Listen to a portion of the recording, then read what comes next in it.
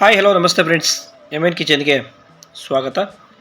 ನಾನಿವತ್ತು ನಿಮಗೋಸ್ಕರ ಒಂದು ಸ್ಪೆಷಲ್ ಆಗಿರುವಂತಹ ಬೆಂಡೆಕಾಯಿ ಗೊಜ್ಜು ಮಾಡಿ ತೋರಿಸ್ತಾ ಇದ್ದೀನಿ. ಈ ಬೆಂಡೆಕಾಯಿ ಗೊಜ್ಜು ಅಂತೂ ರೊಟ್ಟಿ ಜೊತೆಗೆ, ಚಪಾತಿ ಜೊತೆಗೆ, ಪೂರಿ ಜೊತೆಗೆ, ಹಾಗೆ ಪರೋಟ ಜೊತೆಗೆ ಹೇಳಿ ಮಾಡಿಸಿದಂತಹ ಒಂದು ಸೂಪರ್ ಆಗಿರುವಂತಹ ಬೆಂಡೆಕಾಯಿ ಗೊಜ್ಜು. ಹಾಗೆ ಈ ವಿಡಿಯೋ ಹೊಸಬ್ರು ಯಾರು ನೋಡ್ತಾ ಇದ್ದರೆ ಖಂಡಿತ ಸಬ್ಸ್ಕ್ರೈಬ್ ಮಾಡಿ ಅಂತ ಹೇಳ್ತಾ, ಹಾಗೆ ಈ ಬೆಂಡೆಕಾಯಿ ಗೊಜ್ಜು ಯಾವ ಥರ ಮಾಡಿದೆ ಅಂತ ನೋಡೋಣ ಬನ್ನಿ. ಸ್ಟವ್ ಹಚ್ಚಿ ಬಾಣಲಿ ಬಿಸಿ ಮಾಡ್ಕೊಳ್ಳಿ. ಬಾಣಲಿ ಬಿಸಿ ಆದ ನಂತರ ನಾವು ಬೆಂಡೆಕಾಯಿ ಫ್ರೈ ಮಾಡಲಿಕ್ಕೆ 2 ಸ್ಪೂನು ಎಣ್ಣೆ, ಹಾಗೆ ನೀಟಾಗಿ ತೊಳೆದು ಕಟ್ ಮಾಡಿರೋಂತಹ ಬೆಂಡೆಕಾಯಿ ಇದನ್ನು ಹಾಕ್ಬಿಟ್ಟು ನೀಟಾಗಿ ಫ್ರೈ ಮಾಡ್ಕೊಳ್ಳಿ. ಇದು ಬೆಂಡೆಕಾಯಿ ಲೋಳೆ ಬಿಡಿದ ಹಾಗೆ ನಾನು ಇದಕ್ಕೆ ಸ್ವಲ್ಪ ಉಪ್ಪು ಆ್ಯಡ್ ಮಾಡಿಕೊಟ್ಟು ಫ್ರೈ ಮಾಡ್ಕೊತಾ ಇದ್ದೀನಿ. ನೀವು ಸಹ ಅದೇ ಥರ ಮಾಡಿ. ಉಪ್ಪು ಆ್ಯಡ್ ಮಾಡೋದ್ರಿಂದ ಬೆಂಡೆಕಾಯಲ್ಲಿ ಲೋಳೆ ರಸ ಬರೋದಿಲ್ಲ. ಓಕೆ, ಚೆನ್ನಾಗಿ ಫ್ರೈ ಮಾಡ್ಕೊಳ್ಳಿ.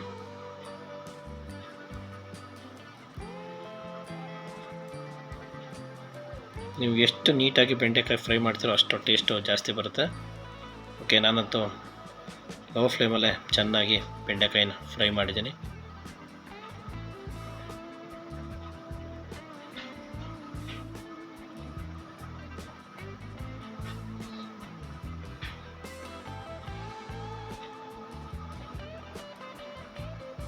ಇವಾಗ ಫ್ರೈ ಆಗಿರೋಂಥ ಬೆಂಡೆಕಾಯಿನ ಒಂದು ಪಾತ್ರೆಯಲ್ಲಿ ಎತ್ತಿಟ್ಟಿದ್ದೀನಿ. ಇವಾಗ ಅದೇ ಬಾಣಲಿಗೆ 2 ಸ್ಪೂನು ಎಣ್ಣೆ, ಹಾಗೆ 1/4 ಸ್ಪೂನು ಸಾಸಿವೆ,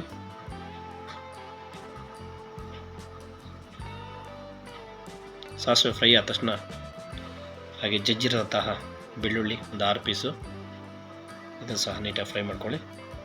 ಇದಾದ ನಂತರ ಒಂದು ಈರುಳ್ಳಿ, ಹಾಗೆ ಒಂದು 10 ಕರಿಬೇವಿನ ಎಲೆ, ಇದನ್ನು ಸಹ ಫ್ರೈ ಮಾಡ್ಕೊಳ್ಳಿ.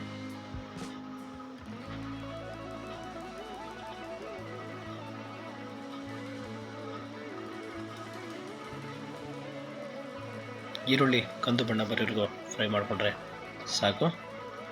ಇವಾಗ ಈರುಳ್ಳಿ ಫ್ರೈ ಆಗಿದೆ, ಅದಕ್ಕೆ ನಾವು ಇವಾಗ 1 ಸ್ಪೂನು ಅಚ್ಚಕಾರದ ಪುಡಿ, ಹಾಗೆ 1 ಸ್ಪೂನು ಧನಿಯಾ ಪುಡಿ, ಹಾಗೆ ಒಂದು 1/4 ಸ್ಪೂನು ಅರಿಶಿಣ ಪುಡಿ, ಇದನ್ನೆಲ್ಲ ಹಾಕ್ಬಿಟ್ಟು ಚೆನ್ನಾಗಿ ಮಿಕ್ಸ್ ಮಾಡ್ಕೊಳ್ಳಿ. ಮಿಕ್ಸ್ ಆದ ನಂತರ ಒಂದು 2 ಟೊಮೊಟೊನ ಈ ಥರ ಮಿಕ್ಸಿ ಜಾರಿ ಹಾಕಿಬಿಟ್ಟು ರುಬ್ಬಿ ಇಟ್ಕೊಳ್ಳಿ. ಆ ರುಬ್ಬಿರ್ತಂತಹ ಟೊಮೊಟೊ ಪ್ಯೂರಿನ ಇದಕ್ಕೆ ಹಾಕ್ಕೊಳ್ಳಿ. ಹಾಕ್ಬಿಟ್ಟು ಇದನ್ನು ಸಹ ಮಧ್ಯಮ ಉರಿಯಲ್ಲಿ ಚೆನ್ನಾಗಿ ಬೇಯಿಸ್ಕೊಳ್ಳಿ. ಮತ್ತು ನಾನು ಅದೇ ಜಾರನ್ನ ತೊಳೆದ್ಬಿಟ್ಟು ಸ್ವಲ್ಪ ನೀರು ಆ್ಯಡ್ ಮಾಡ್ತಾಯಿದ್ದೀನಿ.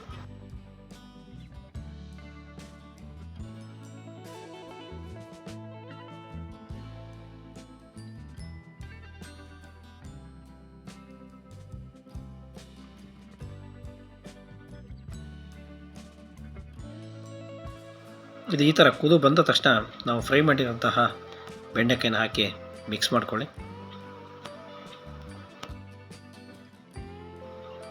ಇದು ಮಿಕ್ಸ್ ಆದ ತಕ್ಷಣ 1 ಸ್ಪೂನು ಹುಣಸೆ ಹಣ್ಣಿನ ರಸ,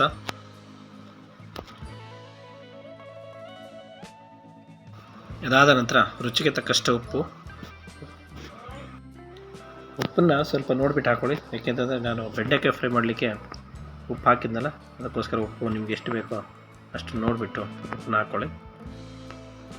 ಇದಾದ ನಂತರ ನಾವು ಇವಾಗ ಒಂದು 2 ಗ್ಲಾಸು ನೀರು, ನಿಮಗೆ ಎಷ್ಟು ಥಿಕ್ನೆಸ್ ಬೇಕೋ ಅಷ್ಟು ನೋಡಿ ಹಾಕ್ಕೊಳ್ಳಿ ನೀರು. ನಾನು 2 ಗ್ಲಾಸ್ ನೀರನ್ನ ಹಾಕ್ಕೊಂಡಿದ್ದೀನಿ. ನೀರು ಹಾಕ್ಬಿಟ್ಟು ಚೆನ್ನಾಗಿ ಮಿಕ್ಸ್ ಮಾಡಿ ಸುಮಾರು 5ರಿಂದ 7-8 ನಿಮಿಷಗಳ ಕಾಲ ಹೀಗೆ ಚೆನ್ನಾಗಿ ಕುದಿಯೋಕ್ಕೆ ಬಿಡಿ.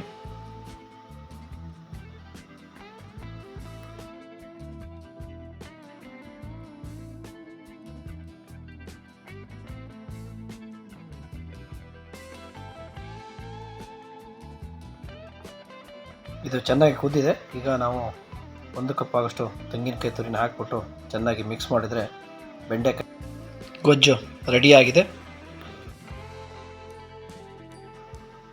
ಅದಕ್ಕೆ ಸ್ವಲ್ಪ ಕೊತ್ತಂಬರಿ ಸೊಪ್ಪು ಹಾಕ್ಬಿಟ್ಟು ಸರಿ ಮೂಲೆ ಹಾಕ್ಕೊಂಡ್ರೆ ಬೆಂಡೆಕಾಯಿ ಗೊಜ್ಜು ರೆಡಿ. ಹಾಗಿದ್ರೆ ತಡ ಯಾಕೆ ಮಾಡ್ತೀರಾ? ನೀವು ಸಹ ಇದೇ ಥರನೇ ಮನೆಯಲ್ಲೇ ಬೆಂಡೆಕಾಯಿ ಗೊಜ್ಜನ್ನ ಇದೇ ರೀತಿ ಮಾಡಿ ಇದನ್ನು ರುಚಿ ನೋಡಿ ಅಂತ ಹೇಳ್ತಾ, ಈ ರೆಸಿಪಿ ನಿಮಗೆ ಇಷ್ಟ ಆಗಿದ್ದರೆ MN ಕಿಚನ್ಗೆ ಲೈಕ್ ಮಾಡಿ, ಶೇರ್ ಮಾಡಿ, ಸಬ್ಸ್ಕ್ರೈಬ್ ಮಾಡಿ, ತಪ್ಪದೇ ಬೆಲ್ಲೈಕನ್ನ ಕ್ಲಿಕ್ ಮಾಡಿ. ಬೆಲ್ಲೈಕನ್ ಕ್ಲಿಕ್ ಮಾಡೋದ್ರಿಂದ ನಾನು ಮಾಡೋಲ್ಲ ಹೊಸ ರೆಸಿಪಿಗಳು ನಿಮಗೆ ನೋಟಿಫಿಕೇಷನ್ ಬರುತ್ತೆ. ಹಾಗೆ ಮತ್ತಷ್ಟು ವೀಡಿಯೋಗಳನ್ನ ಮಾಡಲಿಕ್ಕೆ ನಮಗೆ ಉತ್ತೇಜನ ಸಿಗುತ್ತೆ ನಿಮ್ಮ ಕಡೆಯಿಂದ. ಈ ವಿಡಿಯೋನ ಯಾರಾದರೂ ಹೊಸಬರು ನೋಡ್ತಾ ಇದ್ದರೆ ಅವರು ಸಹ ಲೈಕ್ ಮಾಡಿ, ಶೇರ್ ಮಾಡಿ, ಸಬ್ಸ್ಕ್ರೈಬ್ ಮಾಡಿ. ಹಾಗೆ ಈ ವಿಡಿಯೋನ ಹೆಚ್ಚು ನಿಮ್ಮ ರಿಲೇಷನ್ನು, ಫ್ರೆಂಡ್ಸಿಗೆ ಶೇರ್ ಮಾಡೋದನ್ನು ಮರಿಬೇಡಿ. ಹಾಗಿದ್ರೆ ಮತ್ತೆ ನಿಮ್ಮ ಭೇಟಿ ಮುಂದಿನ ಹೊಸ ರೆಸಿಪಿಯೊಂದಿಗೆ, ಹೊಸ ವಿಡಿಯೋದೊಂದಿಗೆ. ಅಲ್ಲಿಯವರೆಗೂ ವಂದನೆಗಳು.